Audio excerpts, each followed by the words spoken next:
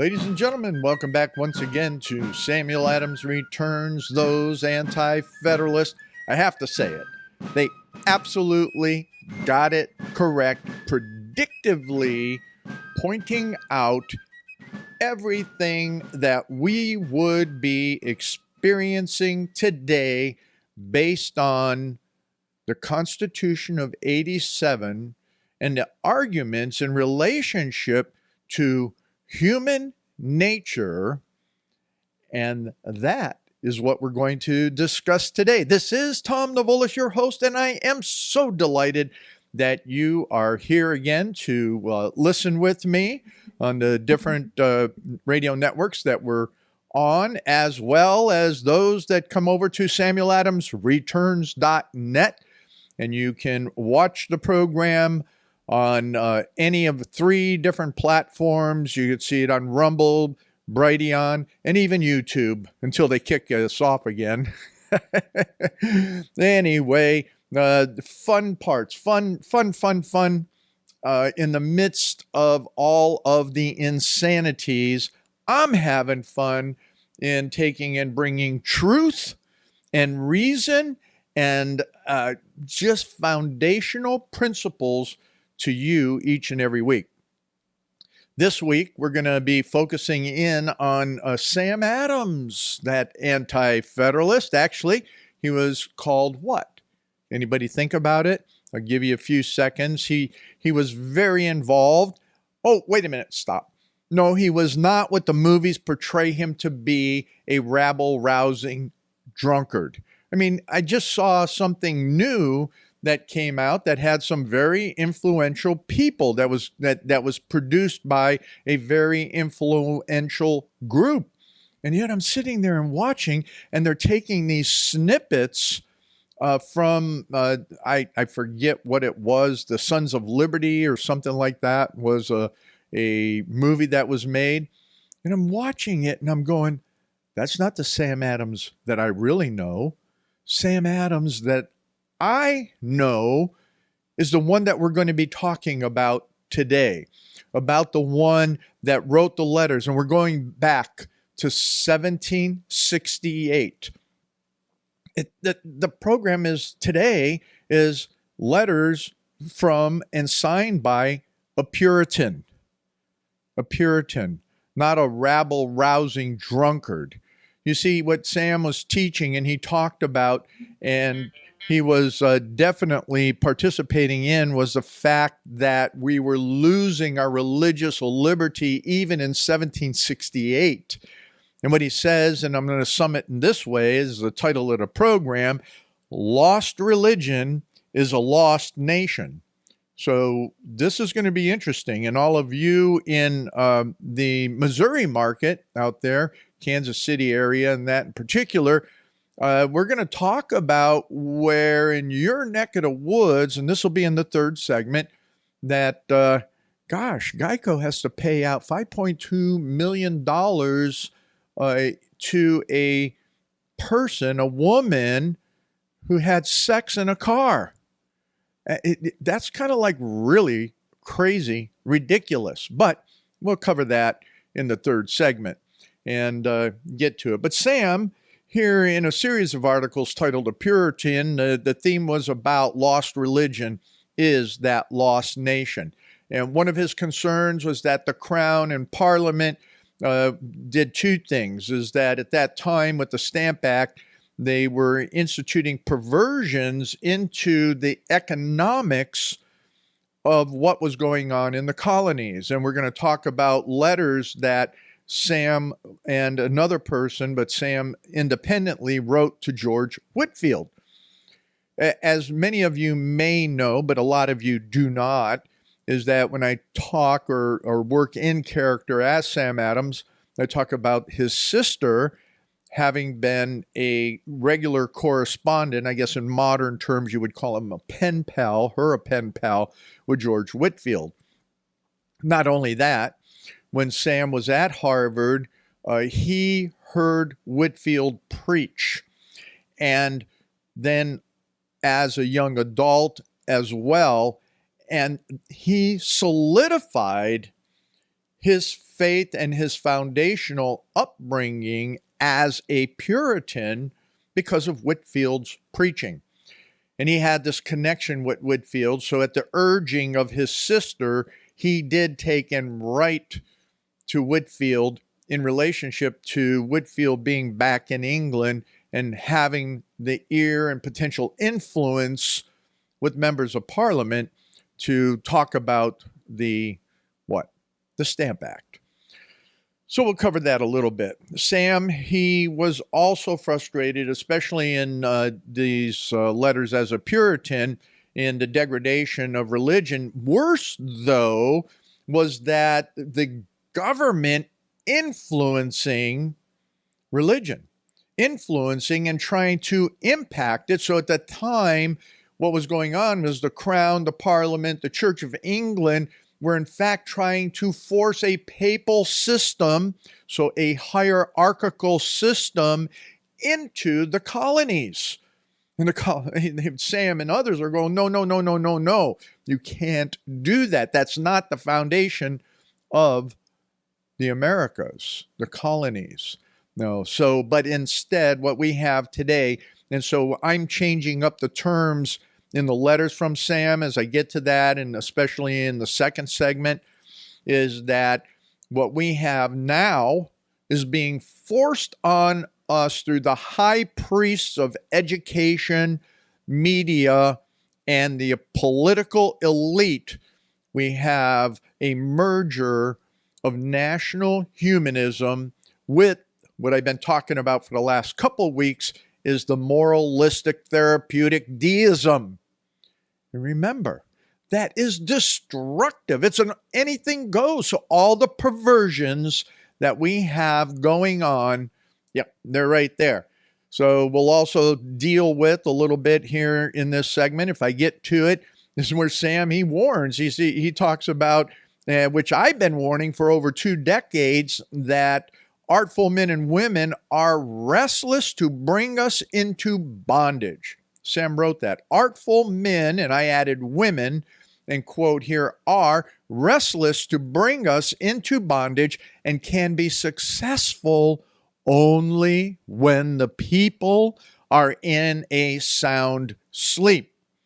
Boy, our national pulpits have been asleep for decades. They've gone to the left, even at that time where Sam was warning about it, which I've talked about in other recent programs. And the universalism and Unitarianism are destructive. And so you have all these leftist churches out there that support the perversions that we have in education and everything in our society. This whole month about all this gay pride stuff. No, it's not gay pride. What it is, it's anything from sodomites to homosexuality to the sickness of destroying children and individuals in this trans movement. So our national founders were at that time in 1768, they were still in the midst of the First Great Awakening, and yet Sam is calling out the apostasies of the nation. So here you have a political leader calling out the apostasies in the churches, in the congregations, in the communities, in the pulpits, as much as in the political arena. So we'll talk about that, and we're going to talk about in the second and third segment some of the modern considerations that Sam would be looking at. And as he says here, is that the citizens, what we need to understand, you value your precious civil liberty and everything you call dear to you to be upon your guard against what I'm calling, he's talked about the popery. Again, once again, that is the papal introduction of the hierarchy. He says to guard against what I'm introducing is religion of merged national humanism with moralistic therapeutic deism. Almost the same thing, Unitarianism, all of the other isms. So I'm going to try and keep it all short, keep it all focused in the last 5 minutes. Here's what the program is about. We're going to get into the first segment here an article signed A Puritan, April 4th, 1768. This will carry into the second segment. And then I'm going to introduce you to the letters to George Whitefield. The second segment will follow up and continue with Whitefield, and as we're talking about the other letters. And then in the third segment, we're going to go ahead and look at the modern encroachments. What I said is in the local churches are the same as 1768 and 1787 as well. And then the what I mentioned on Geico, $5.2 million for a woman getting an STD for having sex in a car. Give me a break. And you absolutely need to look at what I will have in the references is a real succinct on this matter from a Pastor Sumter. So that's in the references. But also, more importantly, you talk about the likeness of attorneys and solicitor generals that we're complaining about nowadays. Sam wrote about it in 1770. We can take this and I'm going to modernize it. And I'm telling you, what he wrote here is absolutely today. So, with the last 3 minutes of what we have, let me take you over to Sam here and what he's talking about in this first article on A Puritan. And while a generous farmer has been employing his shining talents in awakening a continent to a sense of danger of their civil rights are in from encroaching power.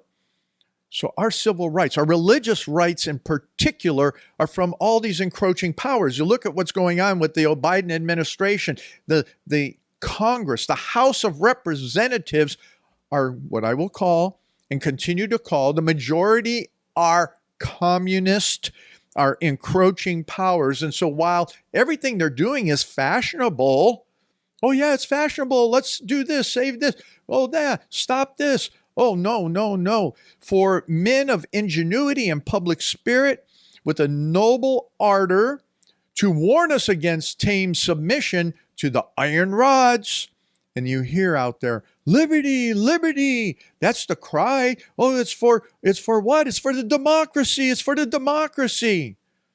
You know, Sam comes back and he says, I'm surprised that there's little attention given to the danger we are in of the utter loss of those religious rights, the enjoyment of which our good forefathers had more especially in their intention when they explored and settled in this new world.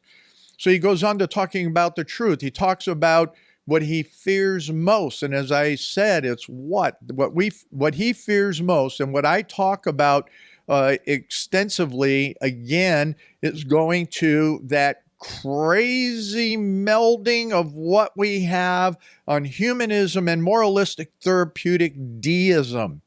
And Sam warned that we had to pay attention to those things that encroached upon us and that we have to have solemn attention to our beloved countrymen to deal with the letters. And he's publishing here a whole series of letters, and what he's going to be treating here and what he lays out is talking about those artful men who've come into the country, all these outside sources, all these outside philosophies, all these outside ideologies to spy on our liberties and to bring to us bondage.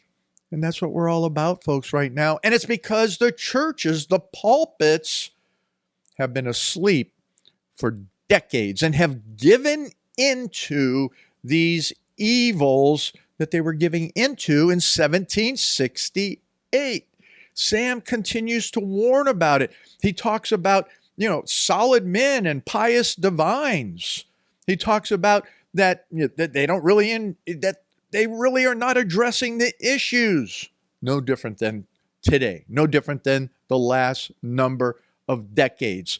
And so what's happened is the enlightened continent has taken and become worshipers of the beast. Come on back in the next segment as we finish up into this letter from Sam Adams that is important for you.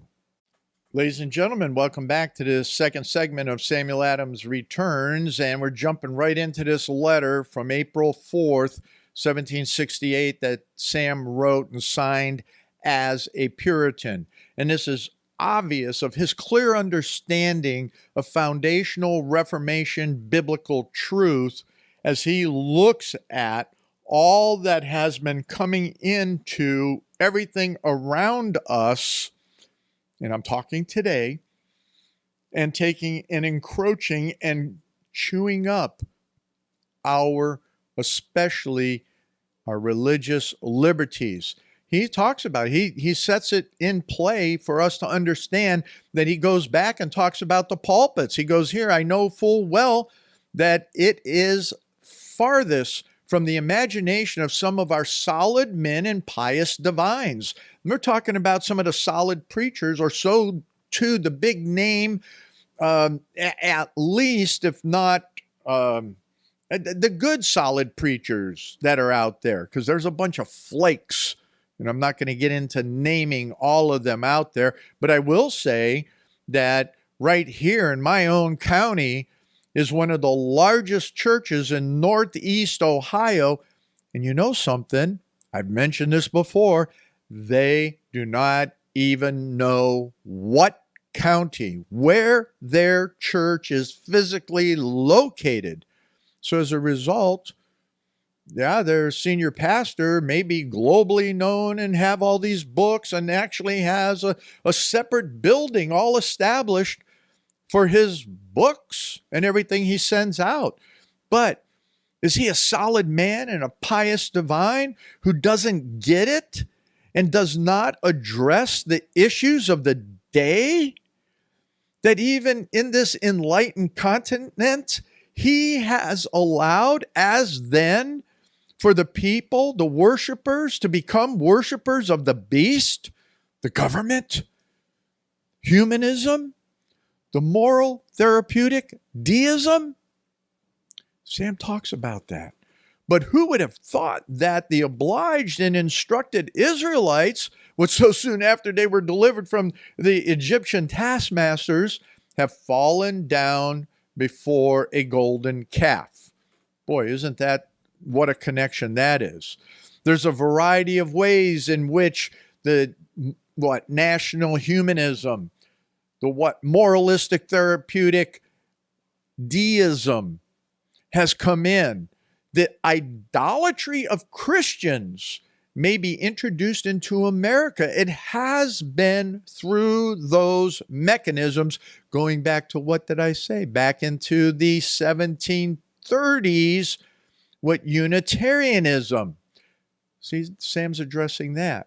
38 years, from when Unitarianism came in to Harvard. Now, he continues on here, is that he wanted to point out that the whole idea is that what's going on. So he's talking, he's saying, my dear countrymen, suffer me the time in the bowels of my compassion to warn you all. So that's what I'm saying.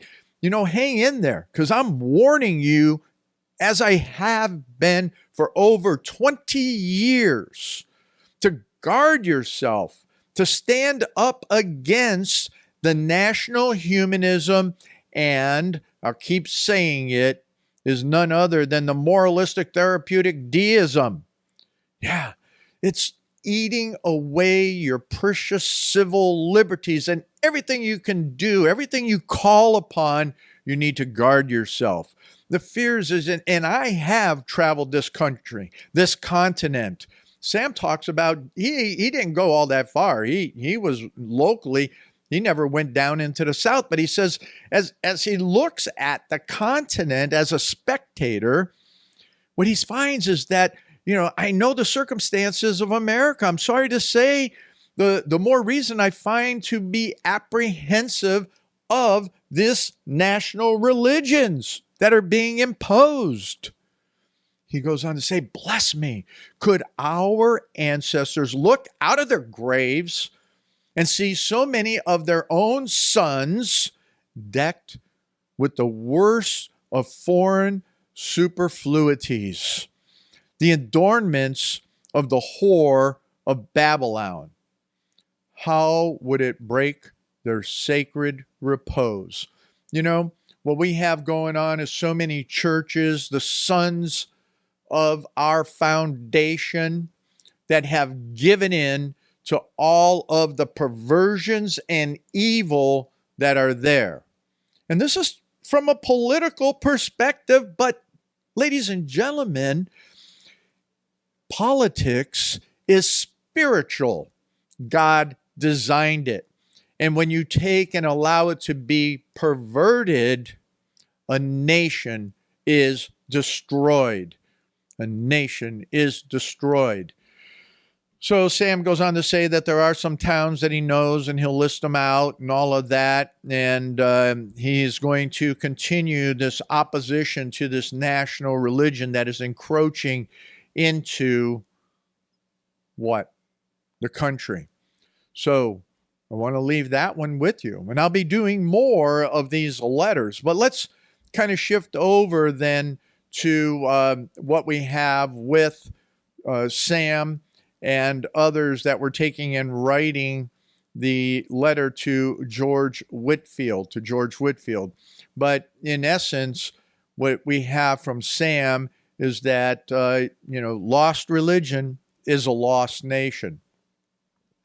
Why is it important to understand with this in context what was going on with George Whitefield? So this letter was written in November 11th, 1765. So 3 years before Sam started writing those letters as a Puritan, signing them that way. So he and as well as his compadre, if you will, authored this letter. It was Thomas Cushing, Thomas Cushing and Sam Adams wrote this letter together to George Whitefield. And the intent of the letter was, first of all, to go back and talk about the descendants, the ancestors, that their zeal for true religion and liberty is what brought them to America in the first place. They transplanted themselves at their own great expense into the wilds of America. The idea was they were resolved to set up the worship of God. Oh, wait a minute. Folks, where is it as a national religion we're worshiping the true biblical Reformation God? Our churches need reformation. They need reformation. You see, it was here, according to their best judgment, upon the plan of the New Testament. This is Sam Adams and Cushing writing this as plans of the New Testament to maintain it among themselves and transmit it to their posterity, to spread the knowledge of Jesus Christ among the ignorant and barbarous natives, as they were proposed in their settlement by him, being God, who is the earth and the fullness thereof beyond all human expectation. He fills it, God fills it. They soon became a considerable object of national attention. And they received a charter from Charles I. And this is the nut of why they were appealing, because the Stamp Act was evil. And so what happened was, when Charles I gave a charter, that charter was great. It was sacred. It was that of a corporation in England, because those were the only acts of grace, whereas this, in fact, the charter was a contract between the king and those who first came to America. They promised the king that to enlarge his domain, and on their own charge provided that, and they and their posterity might enjoy all that they would have and develop there. Now, there was evil administrations came in, and as we know that it came to this point, is that they even took away that initial charter, that initial compact, and they put in a new one. And in that, they reduced that first order of relationship. You see, the whole idea is that from the foundation of especially the northern colonies, they were able to self-govern. So now what you have is that under the color of law, you have now a new charter, and substantively different. It was a shadow of the substance that it was originally set up to be. Ladies and gentlemen, what happened then is that although the colonies were bearing the majorities of expenses, even for their own protection, especially during the French and Indian War, England wanted the debt paid off, so they were contriving all of these mechanisms to tax the people. And that's what was happening with the Stamp Act. It was egregious. But Sam, what he does, and what we have with Cushing, is they call upon the internal mechanisms of the loosely formed British Constitution, more so the Sacred Charter, and that Sacred Charter being Magna Carta.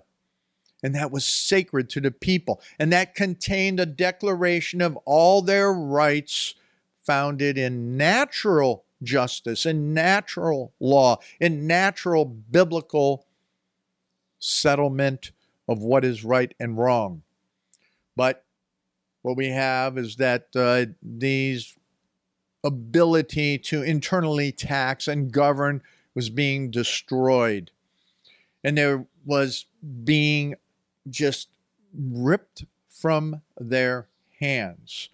So with this, it came to the point that as we were looking at what to do, again, Sam's sister suggested that they write a letter to George Whitefield. And George Whitefield, then this whole letter is a plea to him to intervene for them in relationship to getting rid of that tax, and how to take and look at bringing back and allowing America to act according to their charter. But the act was, very grievous in its effects. It started to take and carry off whole quantities of species in the continent. That means the money, the hard money, the ability, and here's where it really gets to the real nut of it in these last 2 minutes, is that the Stamp Act was destroying trade. And as Sam and Cushing write, if the trade of the colonies is beneficial to Great Britain, she must herself soon feel the ill effects of the Stamp Act itself by taking and consuming the very vitalness of that trade. Great Britain is making the usefulness of her colonies and encouraging trade instead of making it dependent on manufacturing there in Great Britain and then taxing for all the articles of life. The parallels, and we're going to talk some of the parallels of this, and we're going to kind of introduce you to it right now. The parallels are, look at what's happened over the last 50 years in America in particular. Everything's been offshored. We don't have that trade. We were beginning to get it back under the Trump administration, but this administration has been taking and acting again as the evil King Charles and the Parliament. No different. Destroying our trade, destroying our internal economy, pulling our money out of every individual, reducing that of the families. Ladies and gentlemen, this is no different than 1768.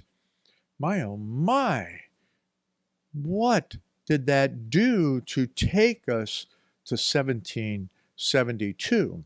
And then to 1776. Sam knows. The Anti-Federalists know. We'll talk about it some more as we come back for the third segment of Samuel Adams Returns. Those Anti-Federalists got it right.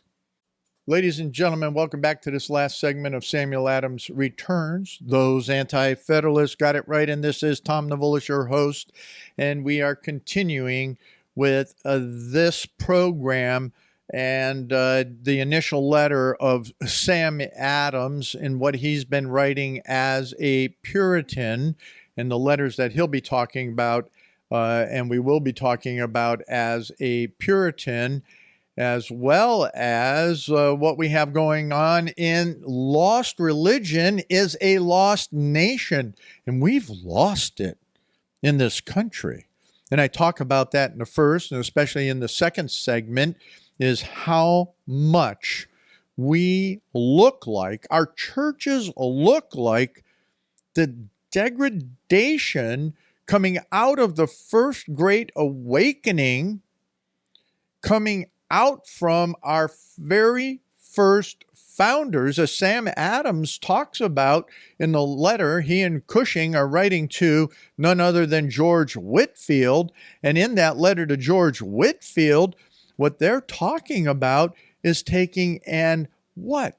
Our founders came to set up a religious nation, biblical, according to the New Testament, according to the Old Testament, in how to govern in such a way that, it was almost a theonomy.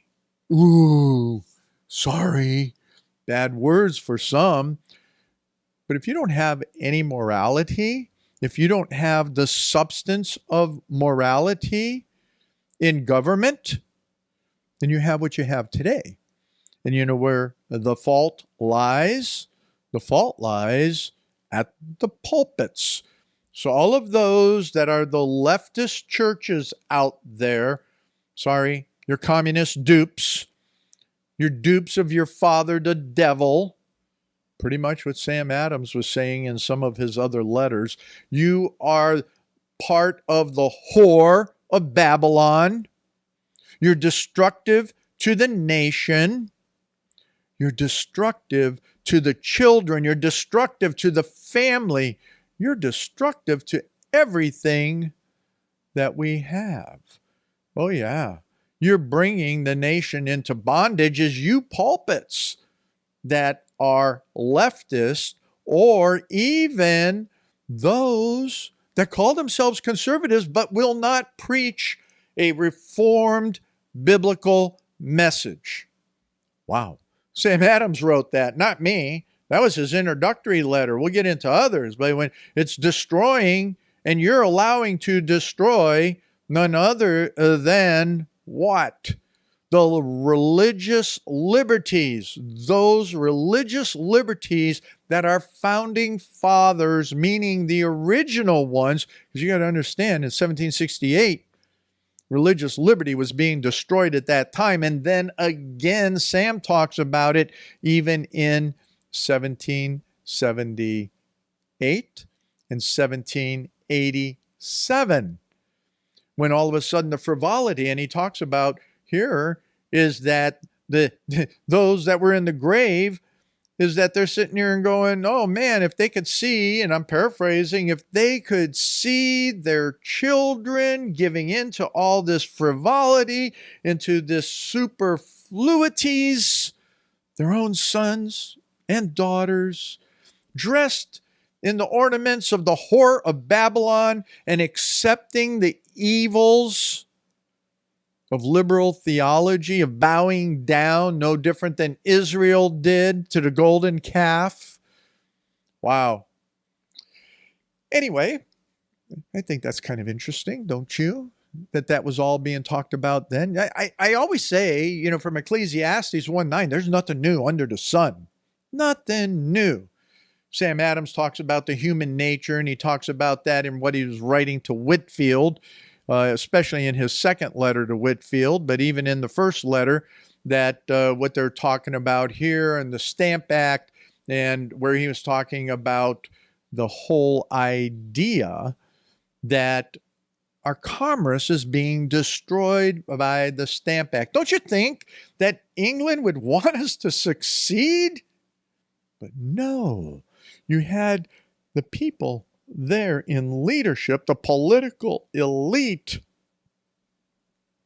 They didn't want the American colonies to succeed. You see, he was talking about that again. The money was going out of the continent. We see that all the time. You know, the billionaires are getting billionaires to get billionaires to get more billions. And yet, when it comes down to it, we're paying an exorbitant amount of money for gasoline, which only 18 months ago, 2 years ago, we're paying less than half of what we're paying now. Wow, isn't that crazy? So when we take and we look at money is very important to support trade. If trade of the colonies is beneficial, then guess what?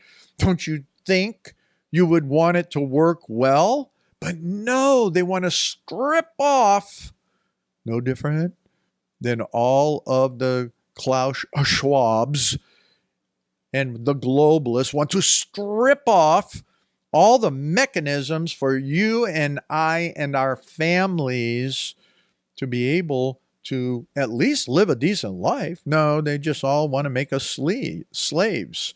And that's what Sam's talking about. Nothing any different. The ill effects of these measures, he says.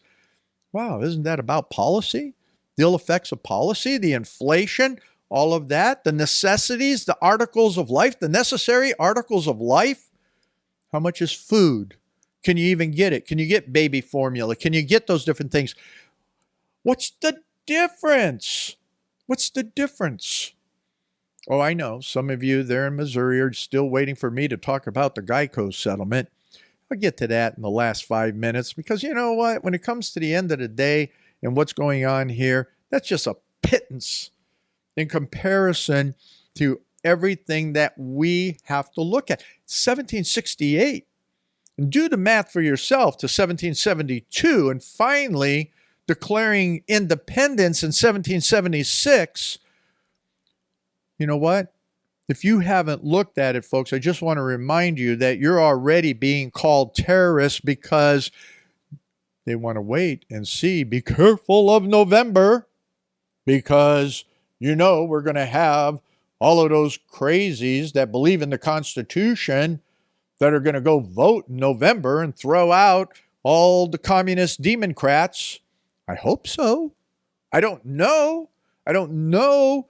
As it come out as Congressman Hawley, I think he's from your own state there in Missouri, has the documents to prove that the Truth Squad, what is that Biden, as I call him, was putting into the administration was to come after all of those that question the vax, that question the shot, that question the mask, and question voter integrity.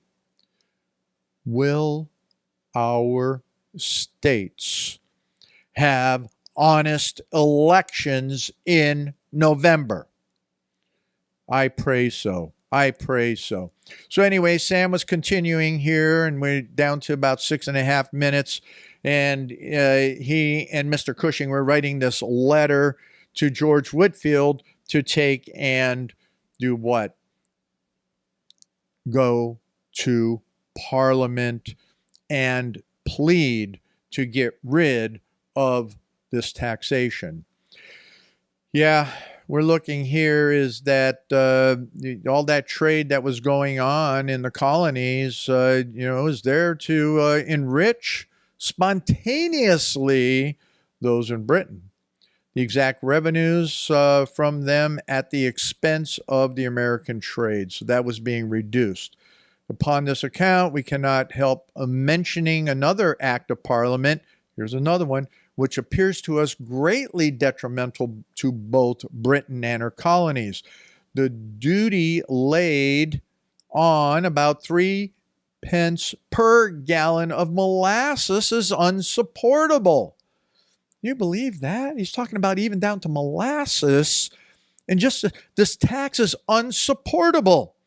And now you have the Biden administration looking at $1 trillion in taxation upon you and I, in addition to taxing us by taking and inflating and destroying our natural resources. That's taxation. Ladies and gentlemen, if you don't know it, inflation is taxation on the middle class in particular. So when you're taking and you're looking at taxing molasses as being insupportable, what else do we have now that is insupportable? Most all the taxes that are on gasoline, that are on taken in other goods, but inflation is insupportable. So the trade to the West Indies cannot be carried on without any profit. So what do? 1/3 of the fishery. Get this. So now, not only are you talking about molasses, but you're talking about food. Now, I don't know all of the stuff that's really going on out there about farms being burned, hatcheries, different food processing. I haven't taken the time to follow any of that. But here is a real life example from 1768 is that the catch, 1/3 of it being taxed, and you can't sell it to other markets. How are you going to make a living? And then the losses on this fishing totally ruins it, as well as those in the colonies. So when our trade, our businesses are being destroyed, and we have it, trucking firms, this I know for a fact, because of the DEF crisis and the cost of diesel, small trucking companies are going out of business, and that affects the cost of products coming to you and I. Daily manufacturing, same issue. He's talking about this, daily manufacturing. And the shorts, the connections. Oh my goodness. The parallels are not uncanny. They're the same because of those elites that want to have power over all people. They want to be God. That's the bottom line. We're down to the last 2 minutes, but the bottom line is they want to be God. But as we talked about, if you do not have true biblical Reformation religion, then you have the destruction of a nation. That's where we are. We're in the destruction of a nation. So with that, we have who's going to plead for us. They end this letter real quickly. Your kind disposition towards the sufferings of this country will engage us to write you further upon these subjects by the next opportunity. In the meantime, our hearty prayer is that you may be successful in all your endeavors to promote the spiritual kingdom of Jesus Christ. Remain with all sincerity. All right, just real quick. Let's see if I have this popped up real quick here, is this whole thing with Geico. Oh my goodness, I'm going to tell you that it's just insane. What happens here is that this woman there in Missouri is getting $5.2 million because she took and had unprotected sex with some guy who had some kind, and the article is there in the references, with an STD in a car. And so she put a claim in against the insurance company because she was in the car when they had the sex. And go read the article. This is the insanity and the perversion that is going to increase your car insurance. Hey, little gecko guy, check that out. Well, ladies and gentlemen, we have so much more that we can go through and talk and discuss in relationship to all of these evils that we have allowed. But go back to what Sam Adams said, as a Puritan and get your pulpits to get reformed. And then come on back next week when Samuel Adams returns, because those anti-federalists absolutely got it right.